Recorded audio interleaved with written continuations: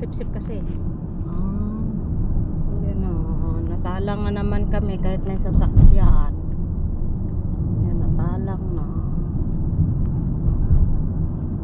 Almola Exchange. Saan ka magpadala?